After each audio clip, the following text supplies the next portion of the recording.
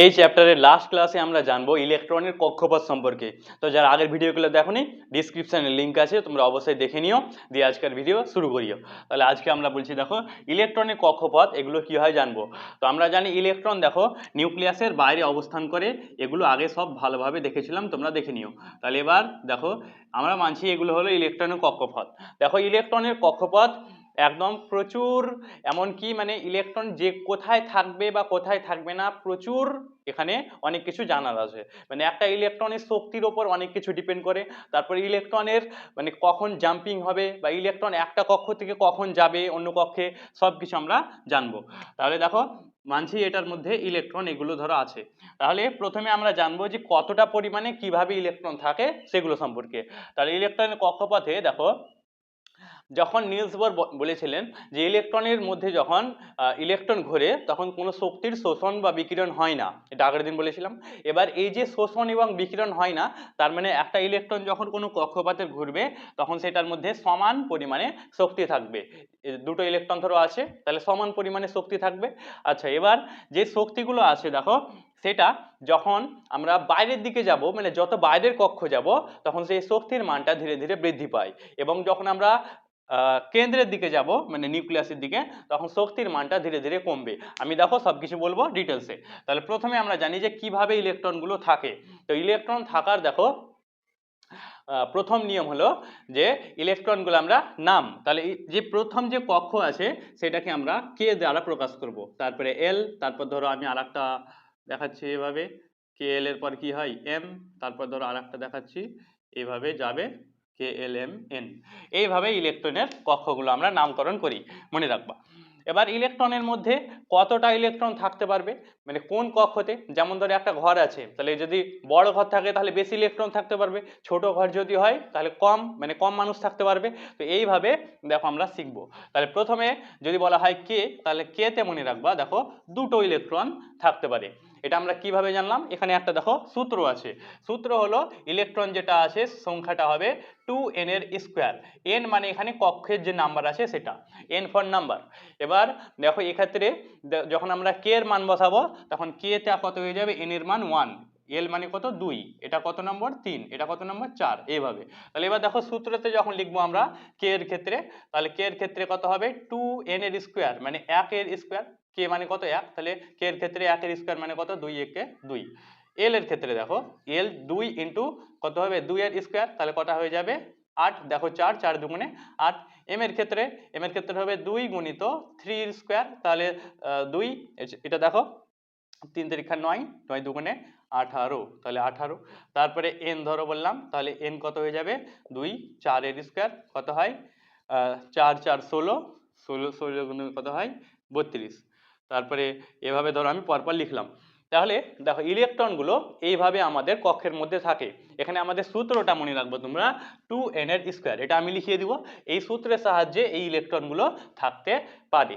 তার মধ্যে আবার অনেক তফাৎ আছে। ধরো এবার আমি বললাম যে কোনো একটা পরমাণু আমরা চিহ্নিত করব, তাহলে আমি উদাহরণ দিয়ে বলছি, ধরো সোডিয়াম পরমাণু আমরা দেখাবো। তাহলে দেখো আমরা কি জানি প্রথমে কটা ইলেকট্রন থাকে, প্রথমে দুটো ইলেকট্রন থাকে, তাহলে আমি ধরো এভাবে দেখালাম এটা দুটো ইলেকট্রন আছে। তারপর কটা ইলেকট্রন থাকে 8টা, তাহলে 1 2 3 4 5 6 7 8, 8টা ইলেকট্রন দেখালাম। তারপর 2 আর 8 কত হয়ে গেল 10, তাহলে শেষে আর কটা থাকবে একটা ইলেকট্রন থাকবে, বাস এটা ঠিকই আছে। এবার ধরো সোডিয়ামের পরে যখন আমরা অন্য কোনো একটা মৌল যাব তখন ঝামেলা শুরু হবে। ধরো আমি বললাম যে পটাশিয়ামের দেখবো, পটাশিয়ামের কত হয় 19, আশা করছি জানো। আজকে আবার আমি না হলে বলে দেবো। তাহলে পটাশিয়াম 19, তাহলে এবার দেখো এই যে পটাশিয়ামটা আছে 19, তাহলে এবার কত হবে 2, এখানে 8, 2 আর 8 10, 10 আর এখানে কত হবে। এবার দেখো আমরা জানি এম এর মধ্যে কটা থাকতে পারে 18টা ইলেকট্রন থাকতে পারে, কিন্তু তোমরা দেখবা বইয়ে এবং সব জায়গায় যে 18টা ইলেকট্রন কোনোদিনও থাকে না, থাকতে পারে কিন্তু তাও থাকে না, 8টা ইলেকট্রন থাকে। ইলেকট্রনগুলো কিভাবে থাকবে আমি বলে দিচ্ছি দেখো, এভাবে আসছে 2 8 18, কিন্তু এমনটা হয় না, এইভাবে থাকে 2 8 8 18 18 32 32, এইভাবে ইলেকট্রনগুলো সাজানো থাকে 2 8 8 18 18 32 32। তাহলে কেন এই ডিফারেন্স তৈরি হলো এটা জানবো। এটার কারণ দেখো, কারণ এই যে কে এল এম এম কক্ষে যদি আমরা 8টার বেশি ইলেকট্রন রেখে দিই তখন এই পরমাণুটা এতটা আনস্টেবল হয়ে যায় যে এটা থাকতেই পারে না। মানে ধরো একটা মানুষের মাথায় ধরো 5টা বস্তা 10টা বস্তা চাপিয়ে দিলাম, তাহলে কি সেটা অনেক ভারী হয়ে যাবে? তো যেহেতু এই এম কক্ষের মধ্যে যখন আমরা 8টার বেশি ইলেকট্রন বেশি করে দেবো তখন এটার মধ্যে আর আনস্টেবল হয়ে যাবে, যে পরমাণুটাই ধ্বংস হয়ে যাবে। বোঝা গেল? তাহলে যেহেতু সেখানে 8টা ইলেকট্রন থাকা উচিত কিন্তু 8টার পরে সেটা থাকতেই পারে না, তার জন্য এসব কাণ্ড দেখা যায়। এইগুলো সব ছোট ছোট মৌলের ক্ষেত্রে হবে, কিন্তু যখন আমরা বড় কোনো মৌল যেমন ইউরেনিয়ামের ক্ষেত্রে দেখব তখন কিন্তু 2, 8, 18 এইভাবে হবে। বোঝা গেল? তাহলে ছোট ছোট মৌলের ক্ষেত্রে যেহেতু এটার ভরটা অত বেশি হয় না, তার জন্য যদি এখানে বেশি ইলেকট্রন চলে আসে তাহলে সেটা আনস্টেবল হয়ে যাবে। তার জন্য প্রথমে দুটো ইলেকট্রন থাকবে, তারপরে 8টা, তারপরে 8টা, তারপরে 18, 18, 32, 32, এভাবে সংক্ষেপে মনে রাখবা 2, 8, 8, 18, 18, 32, 32। আর এই সূত্রটা মনে রাখবা, যেটা কাজে লাগে না, নামের সূত্র। তাহলে যে বললাম 2n এর স্কোয়ার, তাহলে k সমান 1n স্কোয়ার মানে 2, 8, 8 এইভাবে হওয়া উচিত, কিন্তু আমাদের আসলে হয় কোনটা, 2, 8, 8, 18, 18, 32, 32। তাহলে এবার পটাশিয়ামটা দেখো, কত বললাম, 2, তারপরে 8, 2 এর 8 কত হলো 10, 10 এখানে কটা আছে, একটা আছে, তাহলে আর কটা, 7, 1, 2, 3, 4, 5, 6, 7, 8, 8টা হয়ে গেল। তাহলে কত হলো, প্রথমে 2, 2 আর 8, 10, 8, 8, 18, আর শেষে কটা হয়ে যাবে, একটা, মানে 2, 8, 8, 1, এভাবে ইলেকট্রনগুলো সাজানো যাবে।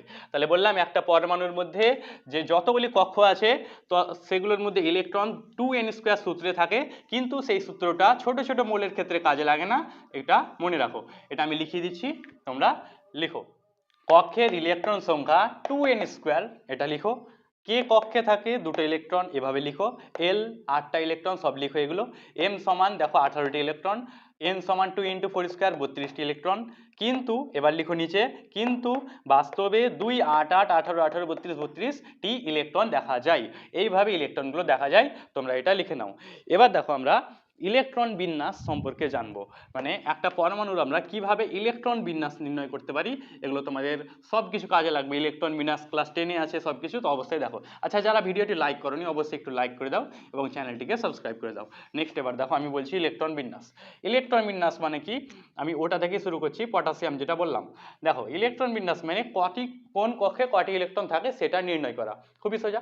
দেখো তাহলে আমরা এইভাবে লিখবো, এখানে আছে কে এল এম এন ও, এভাবে ধরো বললাম। তাহলে পটাশিয়ামের কয়টি ইলেকট্রন, 19টি, এভাবে লিখবা নিচে।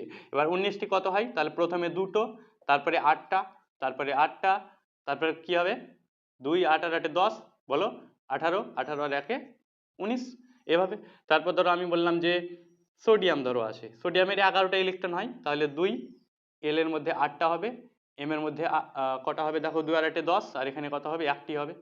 তারপরে ধরো বলছি আমি সালফারে কত হয়, 16টা ইলেকট্রন, তাহলে 2, 2 আর 8, 10, 10 আর 6, 16। তারপরে ধরো বললাম আমি ক্যালসিয়ামের কয়টা ইলেকট্রন হয়, 20টি ইলেকট্রন, 2, 8, 8, 2 আর 8, 10 আর 8, 18, 18 আর 2 কত হবে, 20টি ইলেকট্রন। আর একটা ধরো ফ্লুরিন কত হয়, 9, তাহলে 9 কত হবে, 2, 8, 8, আচ্ছা 2, 8 আর ফ্লোরিন, তাহলে কত হবে, 2 আর 8, 10 হয়ে গেল। তো এখানে হয়ে গেল 2 আর 7, 2 আর 7 9, গুলো তোমাদের 1 থেকে 20 পর্যন্ত মুখস্থ করতে হবে। তো আগের দিন বোধহয় আমি দিতে ভুলে গেছিলাম, তার জন্য সরি, আমি বলেছিলাম এদিকে দিব, তাও দেওয়া হয়নি। আজকে দেখো আমি এখানে দিয়ে দিলাম, তোমরা 1 থেকে 20 অবশ্যই ভালোভাবে লিখে নাও। এখানে মৌলের নাম, তারপর যেগুলো জিনিস আছে সেগুলো অবশ্যই লিখে নিও, ঠিক আছে? এবার দেখো, তারপরে আমাদের টপিক আছে এবার যে আয়ন আছে বা ইলেকট্রন, সেগুলোর শক্তি স্তর বিভিন্ন, এগুলো সম্পর্কে আমরা জানবো। একটা ইলেকট্রনের যে শক্তি কিভাবে নির্ণয় হয়, শক্তি স্তর, সেগুলো সম্পর্কে তাহলে বলছি। দেখো তাহলে এবার ইলেকট্রনের যে বিভিন্ন আমি বললাম কক্ষ হয়, সেগুলোতে যদি আমরা লক্ষ্য করি, প্রথমে ধরো কে আছে, তারপরে এল, তারপরে এম, এই তিনটের উদাহরণ দিয়ে আমরা বলবো। তাহলে দেখো যত ইলেকট্রনগুলো বাইরে থাকবে তত মনে রাখবা তার শক্তিটা অনেক বেশি থাকবে, ঠিক আছে? তাহলে এবার এখানে ধরো একটা ইলেকট্রন বেশি আছে, এখানে ধরো একটা ইলেকট্রন আছে, আর এখানে, তাহলে সবচেয়ে বেশি শক্তি কার হবে, এম যেটা আছে তার মধ্যে, যত বাইরে থাকবে তত শক্তি বেশি। তাহলে দেখো যে শক্তির যে স্তরটা হবে, শক্তির স্তর এটা বাইরে থেকে শুরু হবে। তাহলে আমি ধরো বলছি কে, তাহলে কে টা কম হবে, তাহলে লেস দ্যান এল, তারপরে এম, তারপরে এন, ও, পি, এইভাবে। তাহলে শক্তির স্তরটা দেখো ধীরে ধীরে বাড়বে, মানে যত আমরা বাইরের দিকে যাব শক্তি যেটা আছে, এনার্জি বৃদ্ধি পাবে, ঠিক আছে? এবার দেখো এক্ষেত্রে বললাম যখন ইলেকট্রনগুলো নিজের কক্ষে ঘুরবে তখন শক্তির কোনো পরিবর্তন হবে না। এই ইলেকট্রনটা ধরো আছে, এটা ঘুরছে এইদিকে, নিজের কক্ষে মানে নিজের ঘরে যখন ঘুরবে তখন সেটা শক্তির কোনো পরিবর্তন হবে না। কিন্তু যখনই সে এক কক্ষ থেকে অপর কক্ষে যাওয়ার চেষ্টা করবে বা বাইরে বা ভিতরে যাওয়ার চেষ্টা করবে তখন সেটা শক্তির পরিবর্তন হয়ে যাবে। কি রকম পরিবর্তন হবে?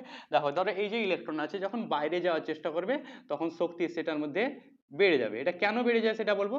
আর ধর এখানে এটা ভিতরে গেল তাই এখানে কমে যাবে। তাহলে শক্তি যখন আহ বাইরে যাবে তখন বাড়বে, ভিতরে যাবে তখন কমবে। এবার কেন বাড়ে বা কেন কমে এগুলো বলছি।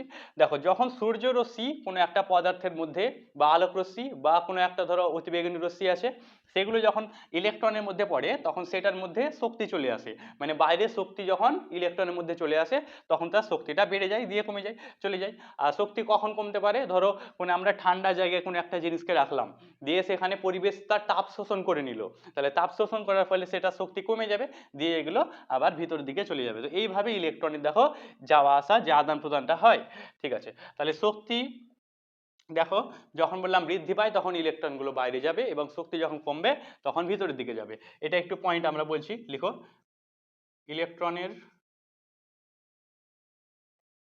ইলেকট্রনের লিখো গতি কক্ষের, ইলেকট্রনের গতি কক্ষের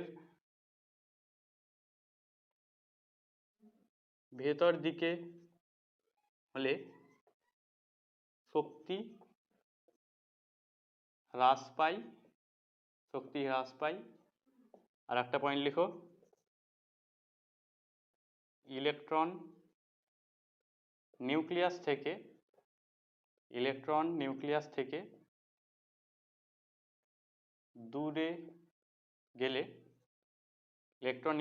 দূরে গেলে শক্তি বৃদ্ধি পায়। তাহলে এই যে দুটো পয়েন্ট আমি বললাম এগুলো ভালোভাবে এবার জানবো। একটা ইলেকট্রন যদি ধরো বেরিয়ে যায় তাহলে কি হবে? ধরো এই যে প্রথম কক্ষটা আছে সেটা থেকে একটা ইলেকট্রন বেরিয়ে গেল তাহলে কি হবে? আমি উদাহরণ দিয়ে বলছি, এটা ধরো সোডিয়াম ছিল, সোডিয়ামে ধরো 11টা ইলেকট্রন ছিল। তাহলে যেমন এটা ধরো প্রথমে দুটো, তারপরে এটা ধরো আমি বললাম 7টা আর একটা বললাম এইভাবে জাস্ট, তাহলে শেষে কটা আছে? একটা। এবারে একটা ইলেকট্রন ধরো বেরিয়ে গেল, কেন বার হবে এটা একটু পরে আবার জানবো কিভাবে বার হতে পারে। তাহলে এবার দেখো, একটা ইলেকট্রন যখন সোডিয়ামের বেরিয়ে যাবে তাহলে কত হয়ে যাবে? 11 থেকে একটা বিয়োগ, তার মানে 10টা ইলেকট্রন হয়ে যাবে। তো ইলেকট্রন সংখ্যা বেশি হলো না কম হলো? অবশ্যই এখানে কম হয়ে গেল। তাহলে এবার ইলেকট্রন যখন এটার মধ্যে কমে যাবে তাহলে এটা আয়নে পরিণত হয়ে যাবে। তো এখানে আমাদের আয়ন সম্পর্কে জানতে হবে। তাহলে দেখো, একটা পরমাণুর মধ্যে যখন ইলেকট্রন বেরিয়ে গেল সেটা আয়নে পরিণত হয়ে যাবে। সংক্ষেপে আয়নটা আমি বুঝিয়ে দিচ্ছি। আয়ন তোমরা জানো, আয়ন দেখো দুই প্রকারের হতে পারে। বা আয়ন কি? যখন কোনো পরমাণুর মধ্যে চার্জ চলে আসে, পজিটিভ চার্জ বা নেগেটিভ চার্জ, সেটা হয় আয়ন। তাহলে এবার আয়ন তোমরা জানো কয় প্রকার হয়? দুই প্রকার হয়, ক্যাটায়ন আর অ্যানায়ন। এবার দেখো, ক্যাটায়ন এবং অ্যানায়ন এগুলোর মানে কি জানো তোমরা? ক্যাটায়ন মানে যখন ইলেকট্রনটা কম থাকে, অ্যানায়ন মানে ইলেকট্রনটা বেশি থাকে। ঠিক আছে, ক্যাটায়ন মানে কম। তাহলে এবার দেখো, এটার মধ্যে ক্যাটায়ন পজিটিভ হয়, অ্যানায়ন নেগেটিভ হয়, জানো তোমরা।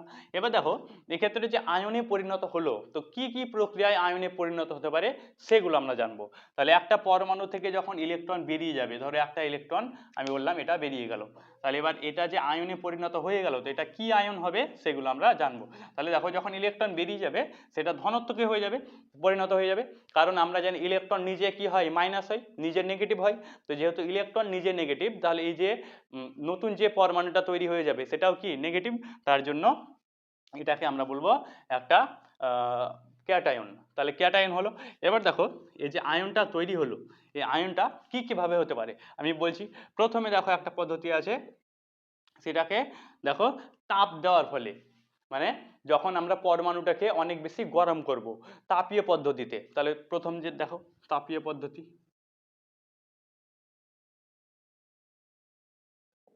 দেখো তাপীয় পদ্ধতিতে কি হয়, যখন ধরো এটা বলছি এবার আমি, তাহলে এই যে একটা ইলেকট্রন আছে, এটা ধরো আমি একটা ইলেকট্রন বললাম, তো এই একটা ইলেকট্রনটা যখন থাকবে এটার মধ্যে যখন অনেক তাপ দেওয়া হবে, তো আমরা জানি তাপ এক প্রকারের কি হয়? শক্তি। তাহলে এবার আবার বললাম, শক্তি যখন ইলেকট্রন গ্রহণ করে নেই তখন কি হয়ে যায়? ইলেকট্রনের মধ্যে শক্তি উত্তেজিত হয়ে যায়, উত্তেজিত অবস্থায়। তার ফলে যখন এই কক্ষের মধ্যে, ধরো এই কক্ষের মধ্যে শক্তি ছিল, তাহলে যে পরিমাণে শক্তি ছিল যদি তার চেয়ে বেশি শক্তি হয়ে যায়, তাহলে কি হবে, মানে এই কক্ষে যত পরিমাণ শক্তি দরকার তার চেয়ে বেশি যদি শক্তি হয়ে যায় তাহলে ইলেকট্রন কি হবে, পরের বাইরের কক্ষে চলে যাবে। ওটাই তো বললাম যে যখন শক্তি বেড়ে যায় তখন বাইরে চলে যায়। তো এইভাবে দেখো ইলেকট্রনটার অপসারণ ঘটতে পারে। বোঝা গেল? তাহলে ইলেকট্রনের যে পরিমাণ শক্তি, আমি বলছি তোমাদের বইয়ে দেখবা লেখা আছে, ধরো আমি বললাম ই পরিমাণে শক্তি লাগবে, এবার যদি সেটার চেয়ে বেশি হয়ে যায়, ধরো ই এর থেকেও বেড়ে গেল, তাহলে কি হয়ে যাবে, এই ইটার ক্যান্সেল হয়ে যাবে, দিস ইলেকট্রনটা বেরিয়ে যাবে। তো দেখো এইভাবে তাপীয় পদ্ধতিতে ইলেকট্রন বার হয়, মনে রাখো। নেক্সট আরো আছে, দেখো অতি বেগুনি রশ্মি, এগুলো জাস্ট বুঝে নাও, কোশ্চেনের সময় যেগুলো লিখতে হবে আমরা কোশ্চেনের অ্যান্সার লিখিয়ে দেবো। কোশ্চেন চ্যাপ্টারের শেষেও তোমরা পেয়ে যাবা। ঠিক আছে, তাহলে এবার অতিবেগুনি রশ্মি, অতিবেগুনি রশ্মির সাপেক্ষেও দেখো ইলেকট্রনগুলো বার হতে পারে। কিভাবে, যখন এটার মধ্যে এই ইলেকট্রনটার মধ্যে অতিবেগুনি রশ্মি আসবে, তখন জানো তোমরা আলট্রা ভায়োলেট রেজ মানে অতিবেগুনি রশ্মিতে অনেক পরিমাণে শক্তি থাকে, যেমন আলোক রশ্মির শক্তি থাকে, যে শক্তি আছে সেটা ওই রশ্মি থেকে ইলেকট্রনের মধ্যে ট্রান্সফার হবে, সিম্পল। এবার যেটা বললাম, ইলেকট্রনের মধ্যে যখন শক্তির সঞ্চয় ঘটে, যখন ট্রান্সফার হয়, তখন সেটা কি হয়ে যায়, ইলেকট্রনটা বেরিয়ে যায়। তাহলে এইভাবে ইলেকট্রনটা দেখো বেরিয়ে যেতে পারে। তাহলে অতিবেগুনি রশ্মির যে শক্তি আছে সেটার ট্রান্সফার হওয়ার কারণেও অতিবেগুনি রশ্মির দ্বারা শক্তির সঞ্চয় হয়, ইলেকট্রনটা বেরিয়ে যেতে পারে। তারপরে আরো আছে দেখো এক্স রশ্মির প্রভাবেও এমন ঘটনা হবে। বলছি উদাহরণ দিয়ে, ধরো এটা একটা কোনো কঠিন পদার্থ আছে, কঠিন পদার্থ, ধরো কোনো ধাতু আছে বা কোনো কিছু, তাহলে এটার মধ্যে আচ্ছা অতিবেগুনি রশ্মির সাহায্যে যেমন সোডিয়াম ক্যালসিয়াম এই যে ধাতুগুলো, সবচেয়ে সক্রিয় ধাতুগুলো থেকে ইলেকট্রন বার হয়।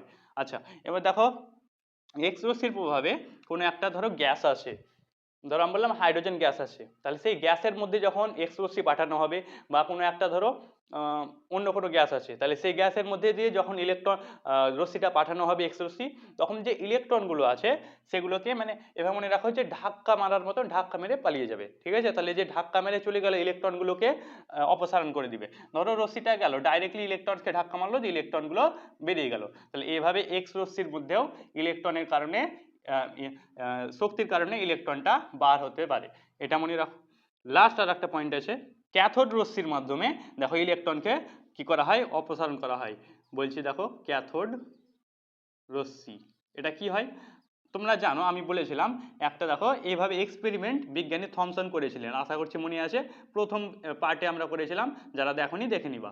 তাহলে যখন এটার মধ্যে ব্যাটারি যুক্ত করা হবে, তখন জানো যেটা মাইনাস আছে ওটাকে ক্যাথোড রশ্মি বলা হয়। তাহলে মাইনাস যখন এইভাবে রশ্মিগুলো যাবে, তো এই রশ্মির মাঝে ধরো আমরা একটা কোনো পরমাণু রাখলাম, তাহলে সেই যে পরমাণুর ইলেকট্রনগুলো আছে এই রশ্মির সংঘর্ষের কারণে পালিয়ে যেতে পারে। বোঝা গেল, মানে এই রশ্মিটা যাচ্ছে এদিকে, ইলেকট্রনগুলো আছে ধাক্কার ফলে পালিয়ে গেল, তাহলে এইভাবে ইলেকট্রনের অপসারণ ঘটতে পারে। তাহলে ইলেকট্রনের অপসারণ বা কোনো একটা পরমাণু আয়নে দেখো চারটি পদ্ধতিতে পরিণত হতে পারে। আমি লাস্ট একটা বলছি দিয়ে ক্লাস শেষ।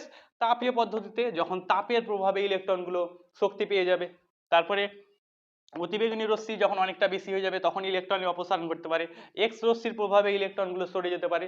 আর একটা লাস্ট পয়েন্ট বললাম, ক্যাথোড রশ্মির মাধ্যমে দেখো ইলেকট্রনগুলো এভাবে স্থান পরিবর্তন ঘটতে পারে। প্রশ্ন একটা তোমাদের জন্য, সবচেয়ে শক্তি কম কোন স্তরের, সবচেয়ে কম শক্তি কোন স্তরের আমি আজকে পড়ালাম, দেখি কে কে পারো, অবশ্যই কমেন্টের মধ্যে বলো সবচেয়ে কম শক্তি কোন স্তরের। এবং আবার পরে ক্লাসে দেখা হবে। আমাদের চ্যাপ্টার শেষ হয়ে গেল, অবশ্যই চ্যানেলটি সাবস্ক্রাইব করে নাও। আমরা প্রত্যেকটা ভিডিও দেখো, ডিসক্রিপশনে একটা লিঙ্ক আছে physical science, class 9 physical science, তো সেটা সেভ করে নাও, প্রত্যেকটা ভিডিও সেখানে পেয়ে যাবা তোমরা, অবশ্যই সাবস্ক্রাইব করো এবং পরে ভিডিও দেখতে থাকো। আবার পরে ক্লাসে দেখা হচ্ছে, সবাই ভালো থাকো।